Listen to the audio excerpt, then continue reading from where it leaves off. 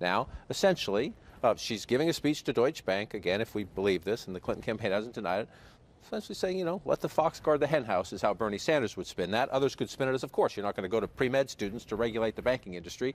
But if this Donald Trump tape were not out, would we not be talking a lot more about these speech excerpts and Hillary Clinton's, at least some would say, sucking up to bankers?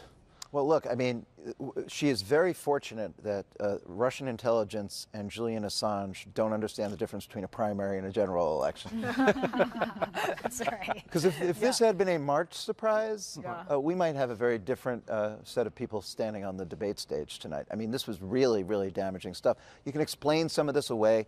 She's kind of said this in public in a softer way, and there are other things that she said. The most damaging thing I thought that she said, just in terms of a soundbite, if Trump were doing commercials, was this notion that she could say things in private as a politician and then things publicly and have them be different. That confirms people's worst fears about Hillary Clinton. Right, and that's exactly the issue that, you know, all of these women, for example, who are not happy about either candidate, say they just simply feel that they can't trust her because they think she says whatever she thinks would suit each audience, and right in that quote, you know, you have that exact thing. And those progressives, the Bernier busters who are either going to sit this out or go for Jill Stein or Gary Johnson, I mean, this doesn't help her with those folks. And those millennial voters who already, I mean, going back to 2008, didn't really trust her, didn't trust her in this election, have been tailing off in terms of their support. So it doesn't help her. But listen, I mean, how can Donald Trump make this case? I mean, I assume he'll try to make it tonight, but he's got so much of his own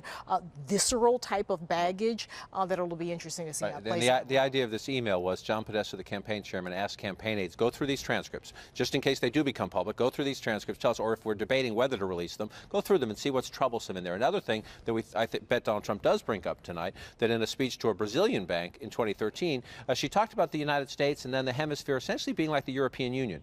My dream is a hemispheric common market with open trade and open borders. Conservatives have jumped on the open borders part, and I assume Donald Trump's going to try to make her answer for that tonight. John, I did a search on Friday afternoon after we heard about this on Clinton open borders, and almost everything that popped up were fact checks that said Donald Trump has accused her of wanting open borders. She's never said that. Now we have the evidence that she has said that. I mean, I think that this issue of where she stands on trade is an important one. It will be an important one going forward. She has clearly moved on this issue. People think that she moved only for political reasons. She hasn't explained this. I think this forces her at some point, and perhaps tonight, to be more explicit about if she's changed, why she's changed, what she said there. Did she really believe that, and why? And I think in what Dan is talking about, we have just formulated what would be, I think, probably the most plausible Donald Trump debate strategy tonight, which is, why are we talking about a 2005 tape, which I've already apologized for? Why aren't we talking about this revelation of what Hillary Clinton really stands for as president? You know, if I were them, I would answer almost every question in the way that Pence did, referring to these hacked emails. Forget Pence. That was a strategy a guy named William Jefferson Clinton used quite successfully in 1992. Whenever his character issues came up, he'd always say, they're trying to make this election about me. This election is about you. It worked very well for him.